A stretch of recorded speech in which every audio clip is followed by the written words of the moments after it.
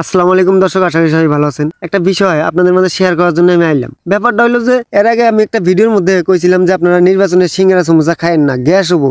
হ্যাঁ, এটা বাস্তব সত্যি কথা। ডাক্তারের কাছে জিজ্ঞেস করে দেখেন, এটা ক্ষতিকর জিনিস, এটা আমি কইছিলাম। তাই নিয়ে অনেকেই আমার গালিগালাজ পর্যন্ত করছেন। এখন কি করণ যাবো, গালি পাচ্ছেন। আমি গরিব মানুষ, সাত সকালে উইডাই ঘোরাক পানি খাওয়াইলাম, তারপরে এই যে গরুর গোবর পরিষ্কার করলাম। এখন আমি হাত মুখটা ধুইয়া কোন রকম কয়টা খামু, খাওয়া দাওয়া শেষ করেই আমি রওনা দিলাম। আমার ধান কাটা কাম আছে, সেই ধান কাটার উদ্দেশ্যে। কি করা যাবো, আগেই তো কইছি আমি সাধারণ পাবলিক, গরিব মানুষ, অত আমার গিয়ার খাটে না। আমি অন্য সিঙ্গারা সমুচা খাম না, এটাই ফাইনাল সিদ্ধান্ত। আপনারা যা করার তাই করেন।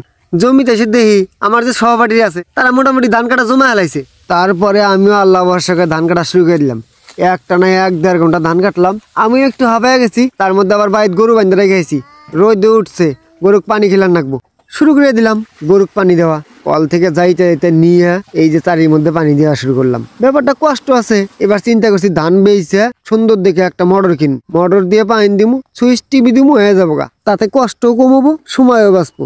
গরুক পানি খাওয়ান শেষে গরুগুলো আবার আমি গাছতলায় বাইন্ধা দিয়ে আবার চলে আসলাম আমার সহপাঠীদের কাছে হালকা একটু নাস্তা নিয়ে এসে খবর নিয়ে আমার কামলার সাথে আবার একজন দালালি করছে। কামলা সিন্ডিকেট আমরা ভাঙিয়ে দিম, এই দেশের সিন্ডিকেট, সব সিন্ডিকেট ভেঙে দিম। এতে মেতর মুচি কি কাম করানো তাই করবো আমি ইনশাল্লাহ। বিষয়টা হলো যে সারাদিন তো আমার অনেক কাম কাজই দেখলেন, গরু পানি খাওয়ান, গরু বাইন্ধা দেওয়া, ধান কাটা, এইসব কাজ কাম আমি কিন্তু বাস্তবেই করি। তারপরে এই কাজের ফাঁকে এই কিছুক্ষণ আগে, এখন থেকে 2, 4, 5, 10 মিনিট আগে একজনে কুত্তা মাইন দিলাম। কুত্তা মাইন কি বুঝেন আপনারা? হয়তো বা বুঝবেন না, গ্রামের মানুষ বুঝবে। দালাল চক্র, আমরা কাম কাজ করতেছি, এর মধ্যে এই চক্র এসে কইতেছে কি এখনো আসরে আজান দেয় নাই, এখনো এত স্পিডে কাম করো, হ্যাঁ কত করে হাজিরা দিব।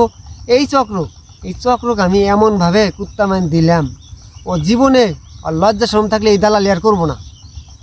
তা আজকের মতো এই পর্যন্তই। আপনারা সবাই ভালো থাকবেন, সুস্থ থাকবেন, আমার জন্য একটু দোয়া করবেন। আল্লাহ হাফেজ।